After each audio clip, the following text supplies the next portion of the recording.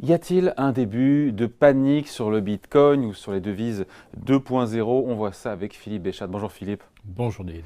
Rédacteur en chef de la Bourse au quotidien, les crypto-monnaies au global, même s'il faudra différencier un petit peu le Bitcoin des autres devises, des autres crypto-devises, ont lourdement chuté, hein, on le sait, en janvier, 30% de baisse sur le Bitcoin. Encore un décrochage aussi jeudi.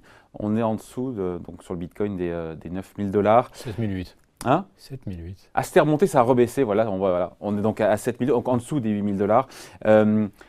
Si on devait explorer un peu toutes les pistes, c'est toujours facile a posteriori d'expliquer pourquoi ça a baissé. On a quand même eu des faillites en série avec des plateformes qui se sont fait hacker, c'est ça en fait. Hein. Alors, on vous dire, je ne sais pas s'il faut lier les deux ou pas d'ailleurs, mais il y a de tout. Ah non, il y a de tout. Hein. Vous avez eu Ubit. Mais c'est pas nouveau, il y a toujours eu des faillites. Il y a tellement la première, c'était évidemment MTGOX. Hein. À l'époque, c'était la plateforme qui représentait 80% des échanges sur le Bitcoin. Les autres devises, j'ai toujours une impropriété de langage, hein, puisque là, on parle juste d'unité. Ça n'existait pas. À part le Bitcoin, il n'y avait rien qui s'échangeait. Donc MTGOX, ça a été la première plateforme hackée, 400 millions de $. Là, on a eu la deuxième plateforme japonaise hackée, 530 millions de $, c'est-à-dire 1,5 milliard, disparu dans la nature. Alors, pas sur le Bitcoin, mais sur le NEM, le NEM. Oui. Voilà, et la plateforme... Mais ces hackings à grande échelle, on les voit depuis maintenant un petit moment. En quoi le phénomène est nouveau? Alors, il y a eu aussi un hacking sur une plateforme slovène il y a 4 ou 5 mois qui était de 70 millions de $, ce qui paraît peu, ouais. Mais pour cette plateforme, c'était la faillite assurée.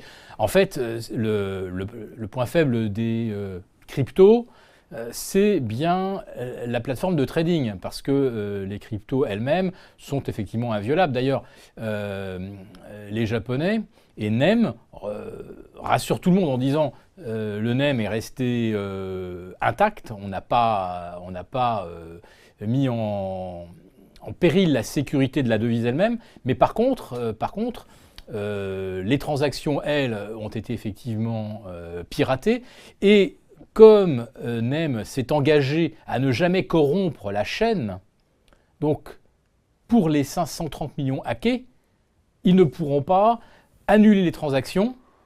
Pourtant, on sait qu'elles sont frauduleuses, mais par principe, on ne pourra pas les annuler.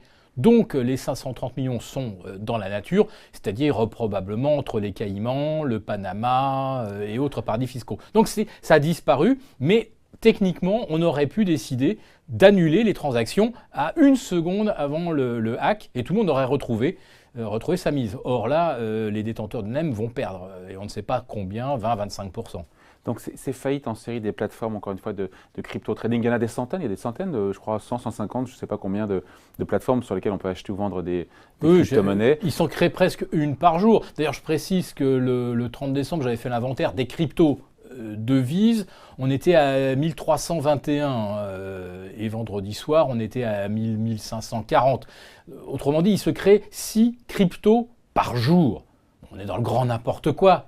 Mais comme on crée des cryptos comme on va chercher un seau de moule au bord de la plage, il faut effectivement multiplier les plateformes de trading, sinon évidemment on peut plus les échanger. Mais ça n'a plus aucun sens. Bientôt on aura plus. Mais dont les durées de vie des plateformes n'excèdent pas souvent 1 an d'ailleurs. Hein. Non, mais des fois il y en a qui n'excèdent pas 1 mois avant qu'on découvre qu'elles n'existent pas, ces plateformes. Quand vous achetez une crypto sur une plateforme, vous vous rendez compte qu'en fait cette plateforme vous achète rien du tout et que ça va directement dans la poche de l'escroc qui a monté ça.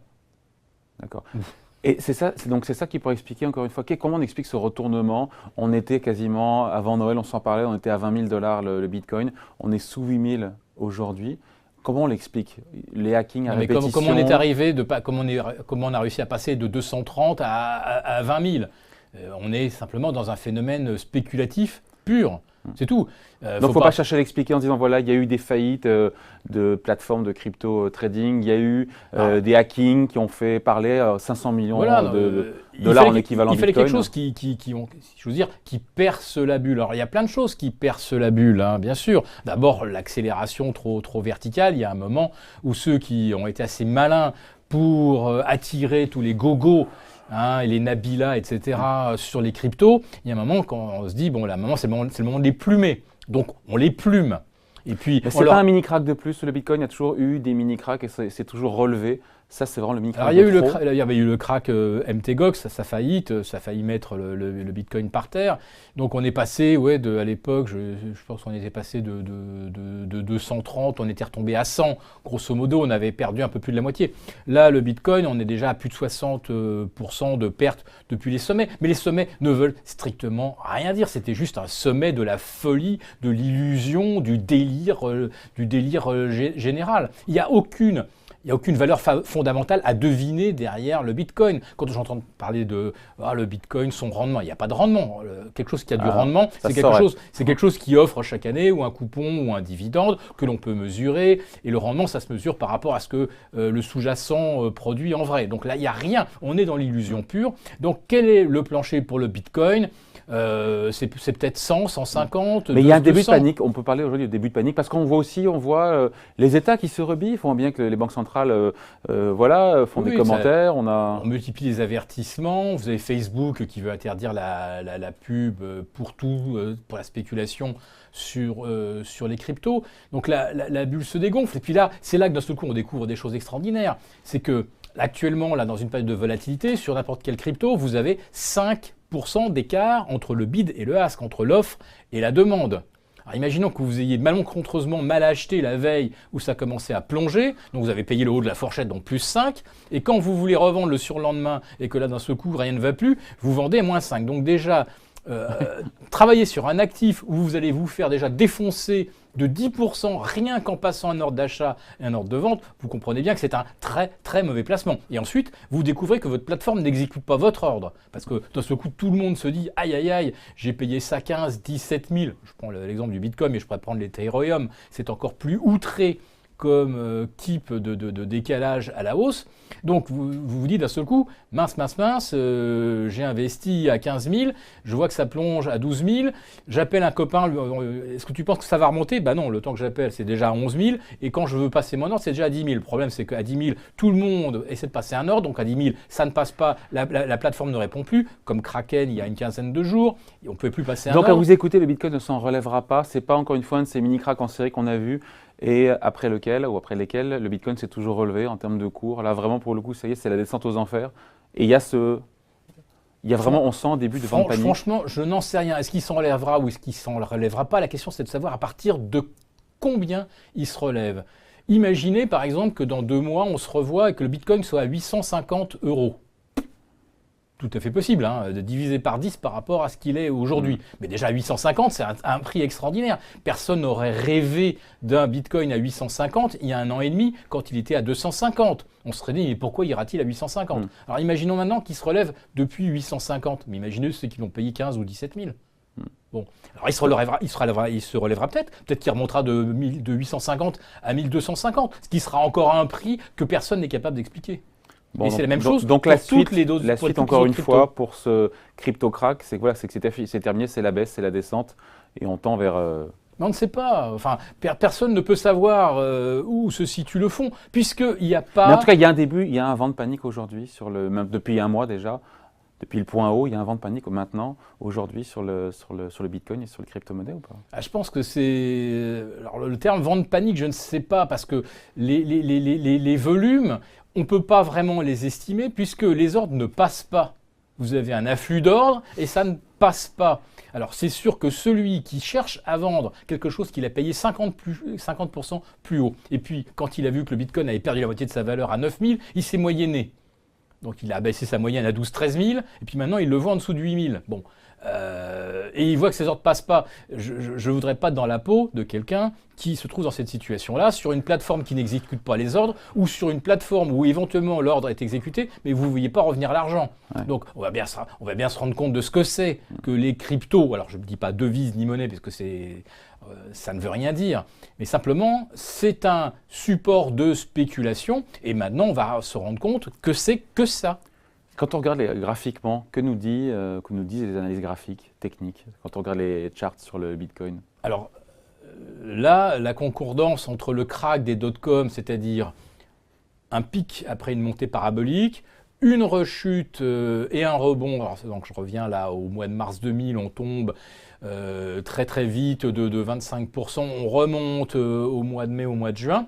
Donc on a bien eu effectivement le pic, la chute, 50%, un rebond de 50%, on efface la moitié de la baisse, grand classique. Et derrière, eh bien, amorce de la deuxième vague de correction, qui peut, alors là, contrairement au dot-com, où on allait faire le tri entre des entreprises qui avaient un vrai business model, qui avaient du récurrent, qui avaient un vrai rendement, et puis on a éliminé les dot-com. Bon, grosso modo, on a un marché qui s'est stabilisé à moins 40, moins 50. Là, comme il n'y a pas de rendement, qu'il n'y a rien derrière, où s'arrête la correction? Si vous voulez, on est dans la deuxième vague. Et cette deuxième vague peut être absolument dévastatrice, puisqu'il n'y a pas de valeur référente. On peut se dire, ah bah non, le Bitcoin, par exemple, ça coûte 2000 € pour le miner.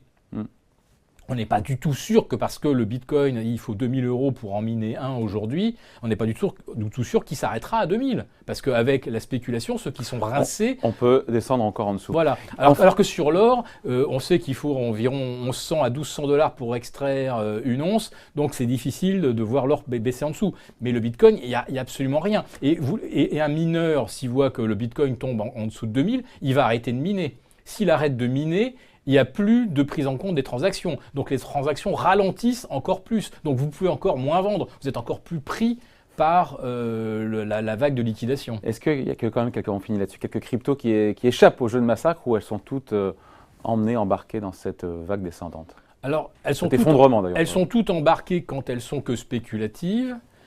Vous avez par contre quelques cryptos dont la constitution fait qu'elles sont quelque part arrimées au dollar, comme le Tether. Alors ça, c'est Bitfinex qui a créé ça, mais ils sont actuellement un petit peu embêtés par, je ne sais plus si c'est la SEC qui leur tombe dessus, parce qu'ils prétendent que derrière chaque Tether, ils ont $1 en face pour le garantir. Donc vous avez un Tether qui, lui, depuis son introduction en avril 2017, il a évolué entre 0,90 et $1,07. Donc quelque part, il est même moins volatile que le dollar par rapport à l'euro. Donc là, je veux dire que le Tether, lui, il répond à un des grands critères pour une devise, c'est-à-dire d'être stable et conserver la valeur. Et puis je termine sur un petit clin d'œil. C'est vrai que parmi les cryptos, les 1500 cryptos, il y a parfois des miracles. Il y en a une qui n'a pas chuté depuis jeudi et vendredi dernier, c'est le Bible. Le Bible. La Bible. Et c'est quoi ce Bible? Il fait quoi? C'est un truc, un gars du miné dans un coin. Enfin, ça fait partie de ces 1500 cryptos sur lesquels il n'y a pas de transaction. Vous en avez 25 sur lesquels vous avez vraiment du volume chaque jour. Et puis les 1500 autres, c'est du flan. Voilà. Bon, et parmi celles-là, il y a effectivement le Bible. Le Bible a été épargné pour l'instant. Il a été épargné, voilà. Pour l'instant.